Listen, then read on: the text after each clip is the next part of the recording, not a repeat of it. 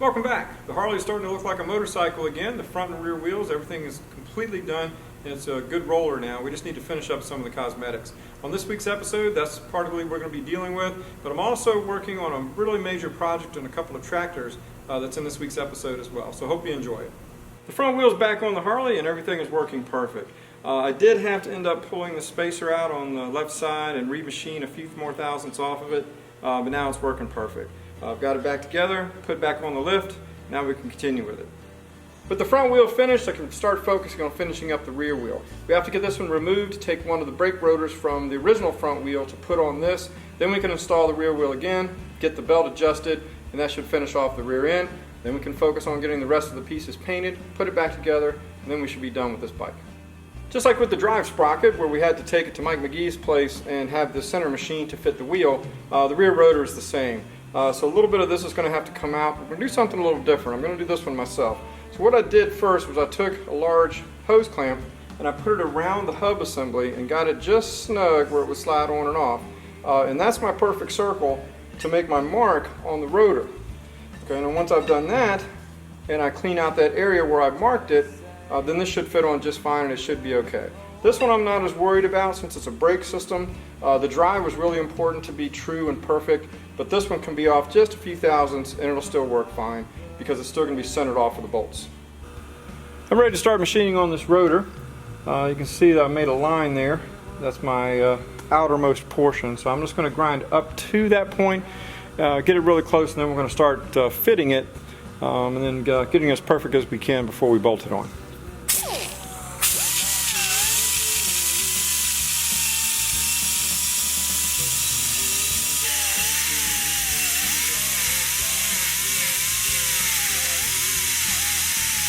After getting the center of the rear rotor cleaned out, I also found out that the bolts no longer fit through the holes that line up with the hub itself. Since it did not have a rotor that went with it, and we're using one of the front rotors, I have to drill the holes in the rotor so it fits the hub, but I also had to get new hardware. So we're going to do that now and get these drilled, and with the new hardware we should be able to mount that rotor on today and then get that rear wheel adjusted and be done with it.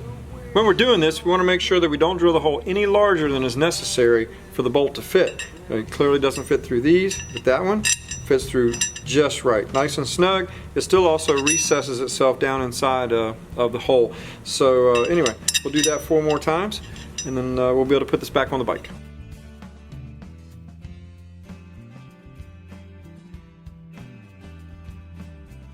There are small burrs left on the back side of the rotor from the drilling process. I need to make sure that we grind those down carefully so that the rotor still fits flush against the hub.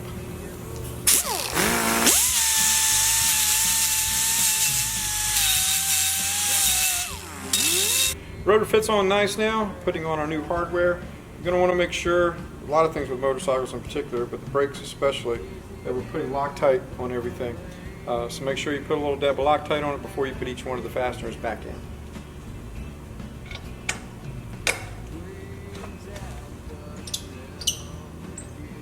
Getting all these 5 seated, then we'll come back and tighten them permanently. Brake rotor's on and all locked down, and also the rear wheel is adjusted. And the way I did that was by taking a measurement. It doesn't have the fixed lines like Japanese bikes have. So what you do is you come off of a fixed position on the frame and you come back and measure to the very center of the axle. I was at 16¼ inches. I've got that even on both sides so I can snug down the axle and it's done. The way I did that was these slack adjusters here that allows me to move the axle forward or backward to get the proper amount of slack in the belt. And then once that's done, I get everything tightened down and that pretty much finishes it. With the axle true and the belt tension adjusted properly, now I want to check the rear brake to make sure it's functioning. So we're spinning the wheel in the direction of rotation. I gently just hit the brake pedal up here and it's working fine. Let it go and it spins again. So everything is working fine brake wise and trueness from front to back. It was a lot of work over the past few weeks to get it right, but I'm pretty confident that it is right, so I'm not afraid to ride this thing. So now we can get busy on getting the cosmetics finished so we can finish this bike. I'm about ready to get some primer on this fairing, but before I do, there's one spot over here on the side that I need to put a little bit of filler on to get that taken care of, and then we can get this ugly eagle off of it and get our own blue paint on it. The one spot I had to repair is all blocked, so now I'm ready to take some 220 on a DA and get all this sanded down and get ready to prime.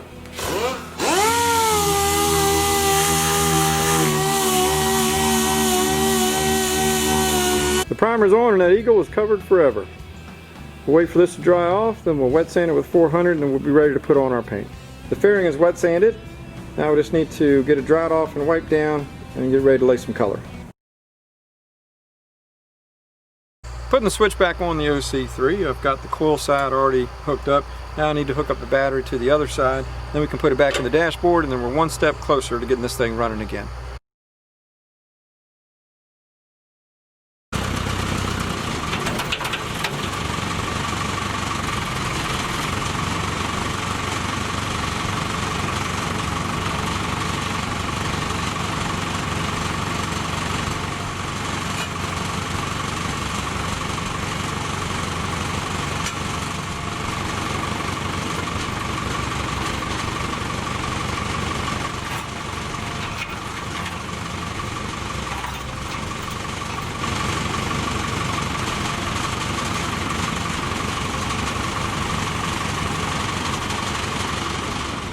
This is the other tractor that we're going to be putting the rear end in.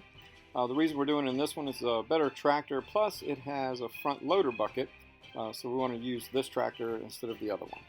In order to get the rear end apart, the first thing we need to do is get the wheels off each side and the fenders.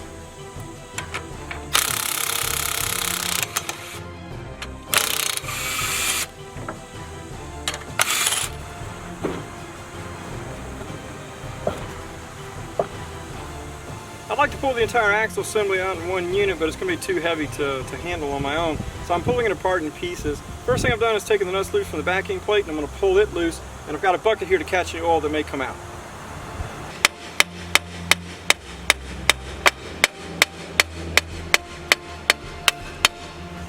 Alright, it's coming loose nice. You can't see this part of it, but the brake shaft that's running through the housing, it's just in the housing as a support. So the whole brake shaft and lever and all are going to come apart as one piece, so which is what I was hoping would happen. So then we can pull this, get the rest of the assembly loose and pull it completely away from the tractor.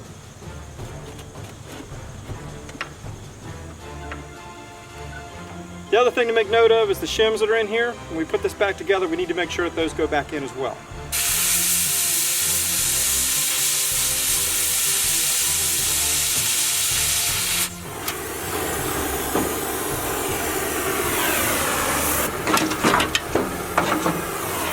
With the parking brake block unhooked, I can go ahead and pull the entire axle and drum assembly out.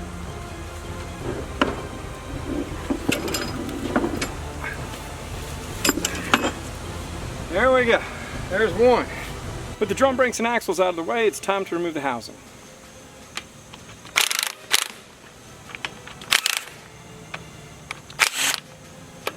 With the axle tube loose and the rest of the oil drained, we can go ahead and take the tube off.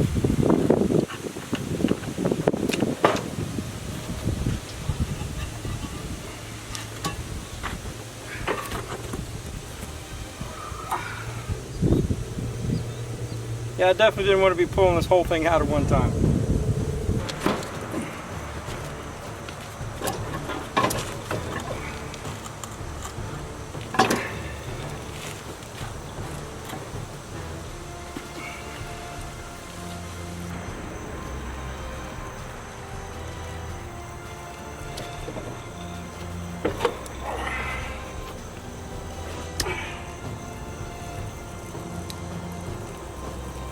There's our differential.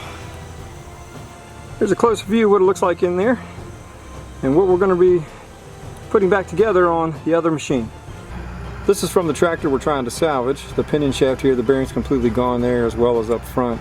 So this whole housing we're going to remove. We're going to replace it with this one off the parts tractor. You see the bearings are still intact, so we're going to take the entire housing off and transfer it over to the other machine. All the perimeter bolts are out and we've got a little bit of separation, so now we're going to just keep pulling it back until we get the housing off. All the perimeter bolts are out, so we're going to just keep easing it back until it comes free.